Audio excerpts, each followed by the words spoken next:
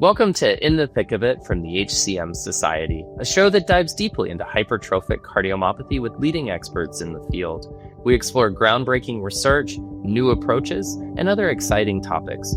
Please enjoy today's discussion supported by an unrestricted educational grant from Cytokinetics.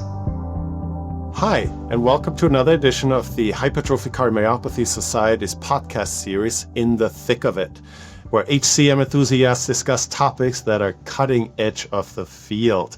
My name is Dr. Florian Rader. I direct the HCM Center here at Cedars-Sinai in Los Angeles, and I have the pleasure to introduce Dr. Louise Bjerregaard from Aarhus University in Denmark, who is actually currently in Boston working with Dr. Marty Marin on some very cool HCM projects. So Louise, welcome.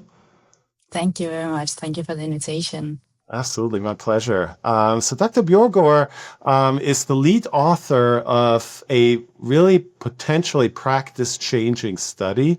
In fact, it's the first randomized trial that I'm aware of comparing beta blockers, specifically bisoprolol, and the calcium channel blocker verapamil with placebo. And I think we learned some really, really cool new insights when it comes to the treatment of non-obstructive hypertrophic cardiomyopathy. So let's just sort of step back a little bit, Louise. So what was the specific question that you tried to answer in this trial? Yes. So what we wanted to do with this trial was to provide a more detailed mechanistic insight on how these drugs works in non-obstructive HCM. So if you look at the evidence supporting these two drugs in non-obstructive HCM, it's quite limited data. Most of this is built on expert opinions or small clinical trials. And if you look into these clinical trials, a lot of these trials include a small number of patients or exclusively obstructive HCM or a mixed population of non-obstructive and obstructive HCM patients. So there's really not any data supporting the efficacy of these drugs in an exclusively non-obstructive HCM population. Exactly. So, yeah. So we wanted to look into the treatment efficacy of these drugs to understand how they works in HCM, non-obstructive HCM. That's right. Yeah. So because the guidelines, especially the US ones, they're pretty strong in terms of recommending these first-line therapies. They do acknowledge the lack of randomized trial data, but these guidelines were also written when your study wasn't available yet. So I wonder what the next iteration of guidelines will look at. So let's just sort of jump right in. Maybe you can tell us a little bit about the trial design. What type of patients did you enroll? Just sort of in broad strokes. An overview. Yeah, I can do that, definitely. So the study is designed as a randomized, double-blind, placebo-controlled triple crossover trial. So one of the strengths in the study is that the patients serve as their own control, which is quite nice in a disease that is so heterogeneous and pretty rare. So we needed fewer patients to be included in the study. Yeah, statistically very, very efficient, right? You don't need to enroll 300 patients. You can, everybody is their own control, which increases your statistical power. So very smart design. Exactly. So to be included in the study, the patients needed to have non-obstructive HCM defined as a wall thickness of at least 15 millimeters and an LVOT gradient less than 30 millimeter mercury. And this was lifetime absence of a significant obstruction evaluated through reviews of the medical records. And then at the screening visit, they had an echocardiography where they had the gradient evaluated in a resting supine position after Valsalva maneuver, standing after 1 minute of squatting. So quite a comprehensive evaluation to make sure that the patients was definitely non-obstructive HCM patients. Yeah. So you enroll all these patients. They go through certain periods of treatments. did it make a difference whether they start on beta blockers first and then calcium channel blockers? Was it random, the sequence of treatments? Yeah, they were randomized to blinded sequences of bisoprolol, verapamil, and placebo. So only the pharmacy who did the randomization knew the period, the patients, or the sequence of the treatment. But the investigators and the patients, everyone involved in the study, was blinded to what treatment really the patient received. Design, I think. How come you picked bisoprolol? Is bisoprolol more common than metoprolol in Denmark, I assume, or? That's a very fair question. As far as I know, bisoprolol and metoprolol is quite equivalent. So we use both quite often, the most two used beta blockers. So when you then look into the pharmacokinetic, you'll see that bisoprolol has a higher beta-1 selectivity and a lower lipophilicity, meaning that most often the patient tolerate the bisoprolol better than metoprolol. So that was the reason why going with bisoprolol and not metoprolol. Yeah, makes sense, I think. Perfect. So what was the primary outcome of the trial, and what other things did you look at? You looked at a lot of different outcomes, right? Yeah, it's a quite comprehensive study, and it's still ongoing. So the result we presented in the paper is only from stage 1, where the main outcome was evaluating the efficacy on functional capacity by peak VO2. And then it's ongoing evaluating the volumes of the left ventricle using cardiac CMR. And then the stage 3 is arrhythmia. So the primary outcome of stage 1, which we presented in the paper, evaluated the treatment effects between bisoprolol and verapamil on functional capacity by peak VO2. So that was the primary outcome. The secondary outcomes then looked at the treatment effects of these two drugs compared to placebo, still evaluating the functional capacity, but also looking into symptom burden by KCCQ, NYHA classification. We did biomarker testing, looking at NT-proBNP, the systolic and diastolic function. No, amazing. It's a very comprehensive assessment, and all the important outcomes that we look at, I think, in non-obstructive HCM, where you don't have gradients or anything else to treat as sort of treatment target or titratable treatment target. So wonderful. So what happened? Let's talk about the primary outcome first. So functional capacity, peak VO2 on cardiopulmonary exercise testing. What'd you find? Yeah, so the primary outcome showed that treatment with bisoprolol compared to verapamil reduced peak VO2 by 1.8 milliliter per kilogram per minute. So a significant reduction when you give patients bisoprolol instead of verapamil.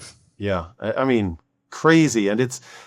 I think the study is also so strong because it pretty much replicated what we saw in the MAPLE study, for example, where aficamten was compared to metoprolol, a very similar beta blocker, as you mentioned. And we also saw a decrease in peak VO2 in the metoprolol group in that larger randomized trial. So yes. Very consistent, and gives everybody pause a little bit, because does that mean that beta blockers make all patients worse? That's a very good question.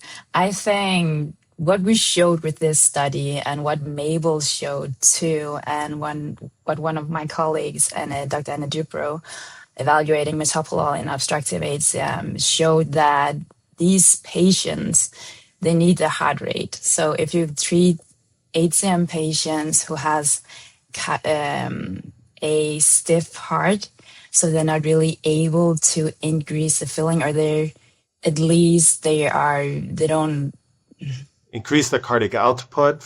Exactly. Right? Yeah. Exactly. Yeah. So if you then reduce the heart rate, you need to be able to increase your stroke volume if you want to keep up the cardiac output. And when you treat the patients with beta blockers, heart rate is going to drop. And it seems like this is quite an important factor to have a reasonable functional capacity, which we also showed in the paper, that there was a correlation between the heart rate and the peak VO2 when you treat the patients with bisoprolol or verapamil.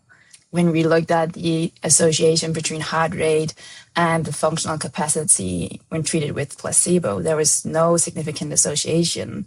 And I think that's quite interesting too, because this suggests that it's not only the heart rate, but also other factors affecting how the functional capacity, which makes sense in such a heterogeneous group as the HCM population. Yeah. So the thought was always previously, you slow down the heart, you allow the heart to fill longer, and thereby you get some forces that increase systolic function and increase cardiac output. But that doesn't seem to be the case in non-obstructive HCM. So I think the introduction of chronotropic and competence is probably more detrimental than maybe any potential benefit of slowing the heart down and increasing filling time. And that was also replicated by some of your secondary outcomes, where you looked at diastolic function, for example, E over E prime. There was really no improvement with beta blockers, and maybe sort of a wash to mild improvement with verapamil. Yeah, so I think, first of all, when you evaluate the diastolic function, it's difficult to just pick one measure you want to stick with. Yeah. But when you treat the patients with bisoprolol, we notice that the NT-proBNP went up, the size of the left atrium increased, and the tricuspid pressure gradient increased as well. And this all support the idea that the diastolic function worsened or the LV filling pressures went up. Whereas when you treated the patients with verapamil, we saw an improvement in the E prime velocity and the NT-proBNP was reduced, which might suggest some kind of improvement of the diastolic function with verapamil. Yeah, absolutely. So the thought was, and I think there's some data out there suggesting that dobutamine, for example, which does sort of the opposite of metoprolol, actually improves lusitropic function and improves relaxation. And when you block this effect with beta blockers, the reverse is the case. You actually worsen diastolic function. Very interesting. So what did you see in terms of KCCQ? So asking patients how they actually felt. Was there any detectable benefit of either one of the drugs? That's very interesting, because the goal when treating patients with HCM and non-obstructive HCM is to make the patients feel better. So we should really focus on that. But when we treated the patients with bisoprolol, the KCCQ was reduced by 6.6 points compared to placebo. So this is a significant and clinical relevant reduction in how the patients are doing. Whereas when we treated them with verapamil, we saw no significant difference between verapamil and placebo. So yes, overall, the outcome with bisoprolol showed worsening in the outcomes, whereas treatment with verapamil, yes, it showed some kind of improvement, but looking at the functional capacity and the symptom burden, there was no difference if you gave them placebo or verapamil. That's right. So I think we need to have that in mind too. Absolutely. So do you think, so what would be your approach now to a patient? Let's say they're untreated, they don't have obstruction, you've evaluated them sufficiently. What, if anything, would you start them on? Yeah, that's a very good question. And I think we should be very careful translating our results directly to the clinical approach, because there's some limitations in the study. Sure. But I do believe that it provides some insight on how these drugs work that we could use to support or guide our clinical management of these patients. So first of all, as usual, you need to make the shared decision making with the patient, what they want, and inform them of the different options. But if you have in mind that you want the patients to feel better, it's difficult to justify using bisoprolol.